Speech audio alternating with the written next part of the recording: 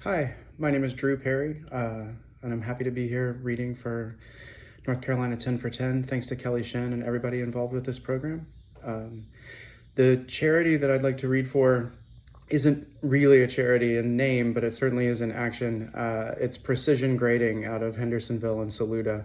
And Jake Jarvis and his team have been working for donations only almost daily since the storm hit.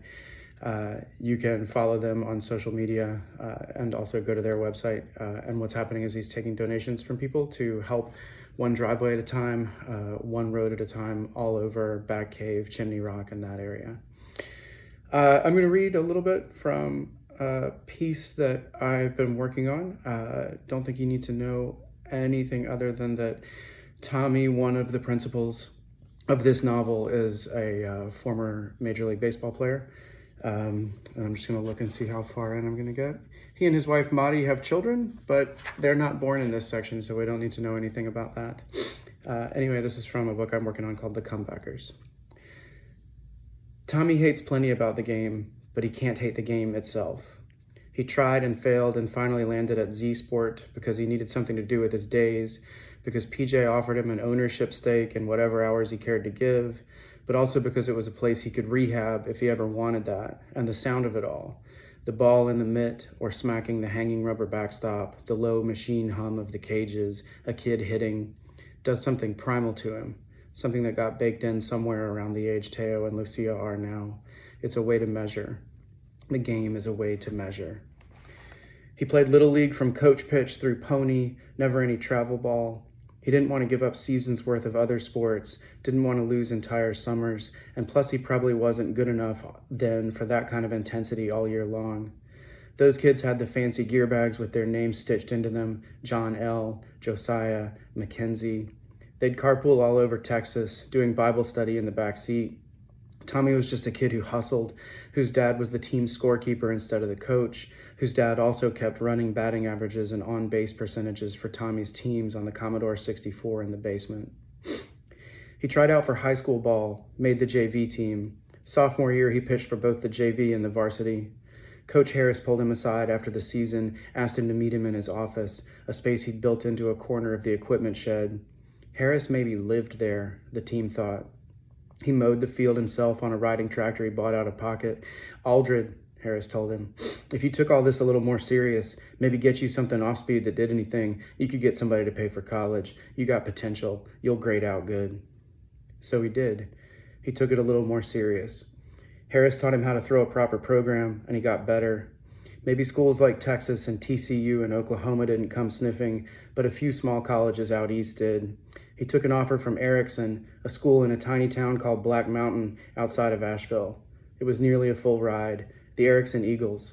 He'd never heard of the school, never even seen North Carolina, never crossed the Mississippi. I made up Erickson, but it could be there. Started out majoring in journalism.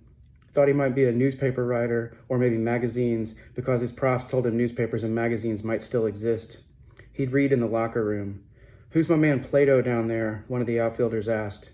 Jackson Pradair, a lanky kid from even further away, out some valley in California. Plato, said PJ Thamel, one of Tommy's first friends on the team. Nah, man, Plato like the dude, Pradair said, but he was Play-Doh Aldred until the end of his second year when he had his run. 10-plus strikeouts 3 games in a row to end the season, 12 in the league championship, though they lost. There were frequent sightings that spring of what the campus decided was the same bear each time, the Erickson bear, and a Daily Eagle writer, a kid he knew from newspaper writing class who lived down the hall, renamed him in the championship write-up, Bear Aldred. The season shut down and Coach Gonsolin pulled him aside, said, "Kid, you could play at the next level." "What next level?" Tommy asked. "Pro ball, son," Gonsolin said. Come work out with us over the summer. You're a lefty, no injury history, high baseball IQ. We get that fastball into the low 90s. With those other 2 pitches in your pocket, you could go in the first 5 rounds. This was before low 90s was a changeup, Tommy likes to say. Professional baseball, his dad said on the phone, when Tommy told him he wasn't coming back to Waco for the summer. Like in the major leagues? I'm going to bunk in with a few other guys on the team, he said. 2 position guys and PJ. He invited me. They've got a room in their apartment. He was excited. He was making decisions. It had never truly occurred to him, not in any real way, that he could play pro. He was 5'11" and probably finished growing. Undersized was the scouting term. Hadn't played any of the showcase games in high school. This was just something he did, then something he did to get to college. He loved to play, loved to win, but hadn't thought to dream. Yet. Maybe if his growth spurt had been early instead of at 16. I'm supposed to take a lab science over the summer. Coach says I should take as much core stuff as possible in case I get drafted after junior year. Wait, you wouldn't finish school? His mom asked. Coach says to do it so transferring credits is easier if I have to later. If I don't finish, it's a good problem to have, he said. First 2 rounds are a huge amount of money. Plenty of money after that, too, if I make it. Like how much, she asked.